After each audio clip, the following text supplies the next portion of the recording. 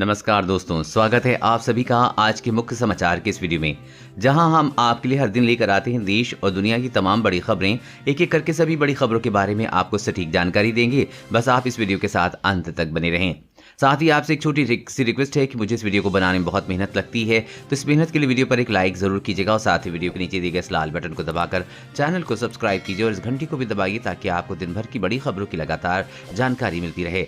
तो चलिए दोस्तों, एक एक करके सभी बड़ी खबरों के बारे में जान लेते हैं। तो दोस्तों, आज की पहली बड़ी खबर की अपडेट की बात करें तो कोरोना के इलाज की एक और दवा जायडस कैडिला की विराफिन को मिली मंजूरी, हो सकेगा इमरजेंसी इस्तेमाल। जी हाँ, कोरोना के कम गंभीर मरीजों के इलाज में अब एक और दवा का इस्तेमाल हो सकेगा। ये दवा जायडस कैडिला की विराफिन है। दवा नियामक DCGI ने जायडस कैडिला की विराफिन को कोरोना संक्रमण के मॉडरेट केसेस में इमरजेंसी इस्तेमाल में मंजूरी दी है। कंपनी का कहना है कि शुरुआत से इस दवा का इस्तेमाल करने से कोरोना मरीजों की तेज रिकवरी होगी और स्थिति गंभीर होने से रोका जा सकेगा। इस दवा को शुरुआत में दी जाए तो इससे वायरल लोड कम होगा और हालात को गंभीर होने से रोका जा सकेगा। ये मंजूरी ऐसे समय मिली है जब इसकी बहुत ज़रूरत है। बता दें कि इस समय देश भर में कोरोना संक्रमितों के इलाज के लिए रेमडेसिविर की बहुत किल्लत बनी हुई है। दवा की कंपनी के मुताबिक जिस कोविड-19 संक्रमितों का इलाज विराफिन के जरिए किया गया, उनकी कोरोना टेस्ट रिपोर्ट 7 दिनों के भीतर नेगेटिव आ गई है। ऐसा करीब 91% मामलों में देखने को मिला है। और अगली बड़ी खबर की बात करें तो आपका बैंक हो गया कंगाल, तो 90 दिन में मिल जाएंगे 5 लाख रुपए। मोदी सरकार बदलने जा रही है नियम। जी हाँ, पिछले कुछ सालों में जिस तरह से बैंकों में निकासी पर बार बार पाबंदी लगी है, उससे कई बार ये सवाल मन में आया है कि आखिरकार बैंक के अंदरूनी हालात क्या हैं। क्या बैंक डूबने वाला है या फिर अपने आप को दिवालिया घोषित कर देगा। बैंक के दिवालिया होने पर अब किसी भी खातेदार को 5 लाख तक की रकम के लिए ज्यादा परेशान नहीं होना पड़ेगा। मोदी सरकार ने DICGC एक्ट में बदलाव करने की पूरी तैयारी कर ली है। अभी तक बैंक दिवालिया घोषित होने पर गारंटी 1 लाख रुपए तक की होती थी, लेकिन अब इसे 5 गुना बढ़ाकर 5 लाख रुपए कर दिया गया है। DICGC एक्ट में बदलाव होने पर 5 लाख तक की रकम 90 दिन में मिल जाएगी। ऐसे भी समझ सकते हैं कि अगर किसी शख्स के खाते में 3 लाख रुपए जमा हैं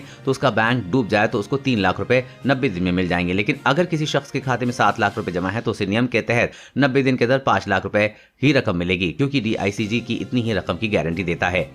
और अगली बड़ी खबर की बात करें तो योगी सरकार का फरमान, कालाबाजारी अफवाह फैलाने वालों के विरुद्ध गैंगस्टर NSA लगाए, संपत्ति भी करें जब्त। जी हां, मुख्यमंत्री योगी आदित्यनाथ ने एक उच्च स्तरीय बैठक में कोविड-19 की स्थिति की समीक्षा की। इस दौरान उन्होंने कई अहम निर्देश दिए। CM ने कहा कि जब पूरा देश कोरोना महामारी के खिलाफ एकजुट होकर लड़ रहा है तो ऐसे में आपातकाल में भी कुछ शरारती तत्व दवाओं की कालाबाजारी, अफवाह फैलाने अथवा माहौल बिगाड़ने की कोशिश कर रहे हैं। ऐसे लोगों के विरुद्ध गैंगस्टर और NSA के तहत कठोरतम कार्रवाई की जाए, इनकी संपत्ति जब्त की जाए। दोस्तों, दवाओं की कालाबाजारी करने वालों के खिलाफ पूरे देश में ऐसे सख्त नियम लागू कर देने चाहिए या नहीं, नीचे कमेंट करके जरूर बताइएगा।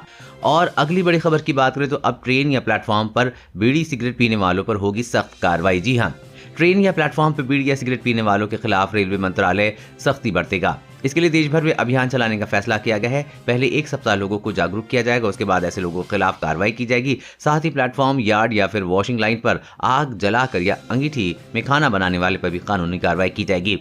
रेलवे मंत्रालय के अनुसार ट्रेनों में होने वाली आग की घटनाओं और इससे होने वाले नुकसान को ध्यान में रखते हुए स्मोकिंग के खिलाफ विभिन्न जोनों में 7 दिन की जागरूकता अभियान चलाया जाएगा। इसके बाद नियमों का उल्लंघन करने पर कानूनी कार्रवाई की जाएगी, जिसके तहत रेलवे परिसर या ट्रेन में सिगरेट बीड़ी पीने वालों के खिलाफ रेलवे एक्ट या टोबैको एक्ट के तहत कार्रवाई की जाएगी। इसके साथ ही प्लेटफॉर्म, यार्ड, वॉशिंग या सिंक लाइन, खड़े कोचों पर खाना बनाने के लिए आग जलाने की अंगीठी का इस्तेमाल करने वालों पर सख्ती बरती जाएगी। और अगली बड़ी खबर की बात करें तो स्टडी में दवा, कोरोना से ठीक हो चुके लोगों में मौत, गंभीर बीमारी ज्यादा खतरा। कोविड-19 से ठीक हो चुके लोगों में वायरस का पता चलने के बाद से 6 महीने में मौत का जोखिम ज्यादा रहता है। इनमें वो लोग भी हो सकते हैं जिन्हें कोरोना से संक्रमित होने के बाद भर्ती करने की जरूरत न पड़े। ये जानकारी कोरोना के बारे में अब तक के सबसे व्यापक अध्ययन के सामने आई है। नेचर पत्रिका में प्रकाशित शोध में अध्ययनकर्ताओं ने बताया है कि ये सामने आया है कि आने वाले सालों में दुनिया की आबादी इस पर बीमारी से बड़ा बोझ पड़ने वाला है।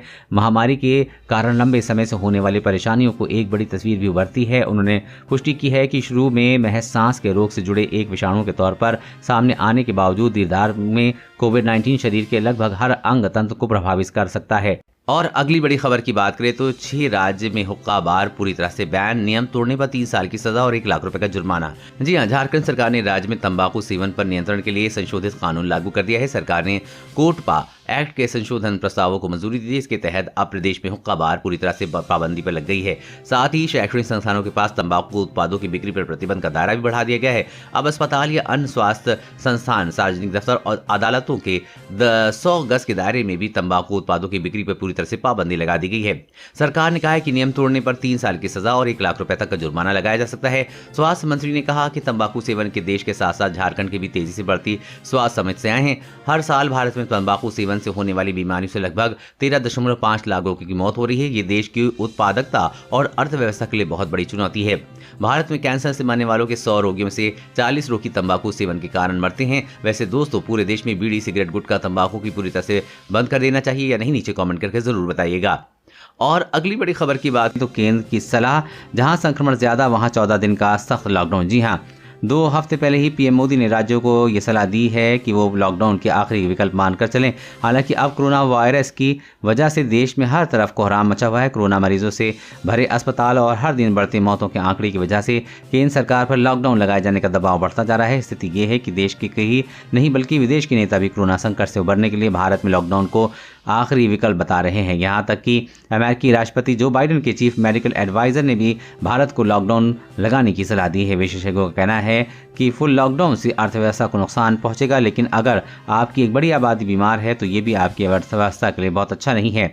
देश के कई राज्यों ने बेलगाम होते कोरोना वायरस की वजह से संपूर्ण लॉकडाउन लगा दिया है, तो कुछ शहरों में सख्त पाबंदियां लगाई गई हैं। दिल्ली, बिहार, हरियाणा, उड़ीसा, कर्नाटक, झारखंड, छत्तीसगढ़, पांडिचेरी जैसे राज्यों और केंद्र शासित प्रदेशों में संपूर्ण लॉकडाउन लगाया गया है। इसके अलावा महाराष्ट्र, गुजरात, राजस्थान, पंजाब, उत्तराखंड, हिमाचल प्रदेश, जम्मू कश्मीर, आंध्र प्रदेश, तेलंगाना, केरल, गोवा, मध्य प्रदेश में उत्तर प्रदेश में आंशिक लॉकडाउन, वीकेंड लॉकडाउन लगाकर कोरोना पर काबू करने की कोशिश की जा रही है, लेकिन कोरोना काबू नहीं हो रहा है। वैसे दोस्तों, देश में संपूर्ण लॉकडाउन लगा देना चाहिए या नहीं, नीचे कमेंट करके जरूर बताइएगा। और अगली बड़ी खबर की बात करें तो चीन से जारी तनाव के बीच भारतीय सेना की बढ़ती ताकत, पहाड़ों के लिए खरीदे जाएंगे 350 हल्के टैंक। जी हां, चीनी सेना की ओर से पिछले कई महीने से बॉर्डर पर जारी तनाव के बीच भारतीय सेना ने करीब 350 हल्के टैंक खरीदने की प्रक्रिया शुरू कर दी है। इन हल्के टैंक की मदद से पहाड़ी इलाकों में लड़ने की क्षमता को मजबूत किया जा सकेगा। सेना ने टैंकों को खरीदने के लिए अनुरोध पत्र जारी किया है, जिन्हें मेक इन इंडिया पहल के तहत प्राप्त करने की योजना है। RFI के मुताबिक हल्के टैंक और उसके उपकरण में विभिन्न परिस्थितियों एवं खतरों से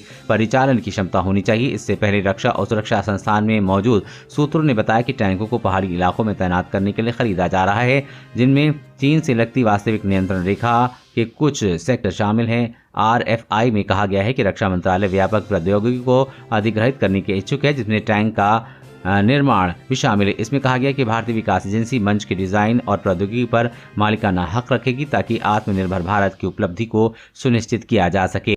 और अगली बड़ी खबर की बात करें तो ऐसे कैसे हारेगा कोरोना। भारत के अधिकतर जिलों में 10% से भी कम हुआ है टीकाकरण। जी हां, भारत में कोरोना से तबाही चरम पर है। इसी की गति को धीमा करने का एकमात्र रास्ता टीकाकरण नजर आता है। हालांकि टीकाकरण अभियान शुरू हुए 3 माह हो चुके हैं, लेकिन अभी तक बेहद कम लोगों को वैक्सीन लगाई जा सकी है। हाल ही में विश्लेषण किए गए हैं कि district wise vaccine roll out की संख्या दर्शाती है कि समीक्षा किए गए 726 जिलों में केवल 37 जिले हैं कि जिसमें सिर्फ 5% से कम ही टीके की कम से कम एक खुराक 20% या उससे अधिक लोगों को दी गई है।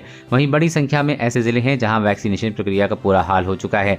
लगभग 58% जिले में 10% से ही कम है, जबकि 37% जिलों में से 10 में से 20% के बीच। रिपोर्ट अनुसार उत्तर प्रदेश, बिहार, मध्य प्रदेश, महाराष्ट्र, तमिलनाडु और पूर्वोत्तर राज्यों में कई जिलों में 10% से भी कम आबादी का टीकाकरण हुआ है। कुल मिलाकर पूरे भारत में फिलहाल लगभग 10% आबादी को टीका की पहली खुराक लगाई जा चुकी है। देश में टीकाकरण की रफ्तार काफी धीमी है।